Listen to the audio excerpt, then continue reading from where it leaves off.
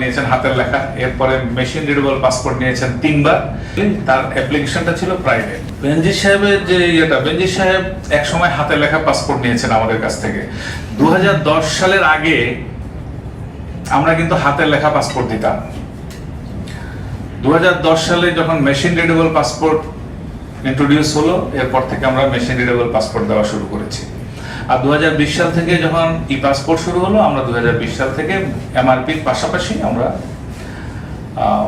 Machine electronic পাসপোর্টটাও দিচ্ছি।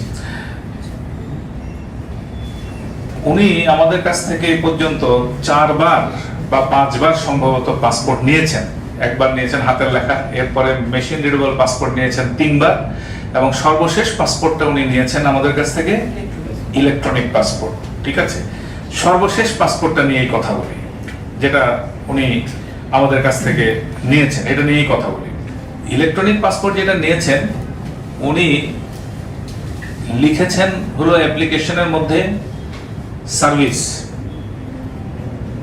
পেশা লিখেছিলেন সার্ভিস, গভর্নমেন্ট সার্ভিস লেখেন নাই, প্রাইভেট সার্ভিস। হ্যাঁ, উনি লিখেছেন প্রাইভেট সার্ভিস। ঠিক আছে, উনি লিখেছেন প্রাইভেট সার্ভিস। আপনি কোন একটা পাসপোর্ট একটু দেখেন, পাসপোর্টের ডাটা পেজের মধ্যে পেশা কিন্তু লেখা থাকে না। আপনি যে পাসপোর্টটা উল্টাবেন, দেখবেন যে আপনার পাসপোর্টের মধ্যে পেশা লেখা থাকে না। এটা থাকে কোথায়? কম্পিউটারের ভিতরে আমাদের কাছে এটা ওই ফর্মের মধ্যে লেখা আছে। তার ফর্ম, ওই ফর্মটা যখন আমরা নিয়ে যখন আমরা অনলাইনে এটাকে যখন আপলোড করে রেখেছি, ওটার মধ্যে লেখা আছে যে সেটা ছিল অ্যাকচুয়ালি তার অ্যাপ্লিকেশনটা ছিল প্রাইভেট। আমার কথা বুঝতে পেরেছেন?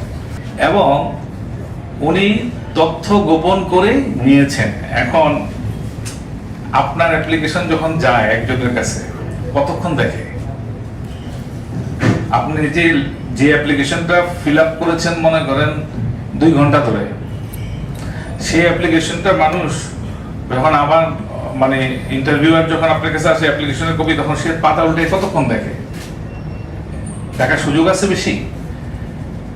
এটাও যে নাকি অ্যাপ্লিকেশনটা রিসিভ করেছে, সেও একজন কর্মচারী। সে এটা কি আইজিপি নাকি এটা কোন ব্যক্তির, সে হয়তো দেখে নাই। আর এই অ্যাপ্লিকেশনটা আলটিমেটলি যিনি রিসিভ করেছেন তিনি মিস করেছেন, এবং যিনি অ্যাপ্রুভাল দিয়েছেন, অ্যাপ্রুভাল দেয় হলো একজন অফিসার, ঢাকা বিভাগীয় পাসপোর্ট অফিসার, একজন অফিসার এটাকে অ্যাপ্রুভাল দিয়েছেন। এটা তার বিরুদ্ধেও ব্যবস্থা নেওয়ার জন্য আমরা অলরেডি তদন্ত করেছি। তবে আমার বিশ্বাস সে জেনে শুনে নাও দিতে পারে। কারণ কার পেশা কি? আপনার পেশা কি? ছাত্র লিখলেন না, আপনি চাকরিজীবী লিখলেন না, সরকারি চাকরিজীবী লিখলেন না, প্রাইভেট সার্ভিস লিখলেন, এটা কিন্তু সবাই দেখে না ওইভাবে। কিন্তু যদি জানা থাকে যে এটা আইজিপি, তাইলে এটা দেখার কথা। কিন্তু এটা যে আইজিপির কিনা, সে জানতো কিনা, কিভাবে করেছে, সেটা বোঝা মুশকিল। কিন্তু দায়িত্ব তার, সে এটা অ্যাপ্রুভাল দিয়েছে, এবং আইজিপির মতো একজন ব্যক্তির এটা অ্যাপ্রুভাল দিয়েছে। সুতরাং আমরা তদন্ত করেছি, তদন্তের মধ্যে এটা পাওয়া গিয়েছে যে সে এটা অ্যাপ্রুভাল দিয়েছে। এটার জন্য তাকে ডেফিনেটলি কিছুটা আইনের আওতায় তো আনতেই হবে। আর যিনি তথ্য গোপন করে দিয়েছেন, আমাদের তদন্তের মধ্যেও চলে এসছে যে তার পাসপোর্টটা বাতিল করা হোক। তো ওটা আমরা হয়তো বা বাতিল করবো। আমরা স্বরাষ্ট্র মন্ত্রণালয়ে এটা পাঠাচ্ছি, তদন্ত কমিটির রিপোর্টটা পাঠিয়ে আমরা সিদ্ধান্ত। এটা একটা লেন্দি প্রসেস কেন হলো, যেহেতু এত আলোচিত? এই মুহূর্তে আমার এখানে তদন্ত আছে 22টা।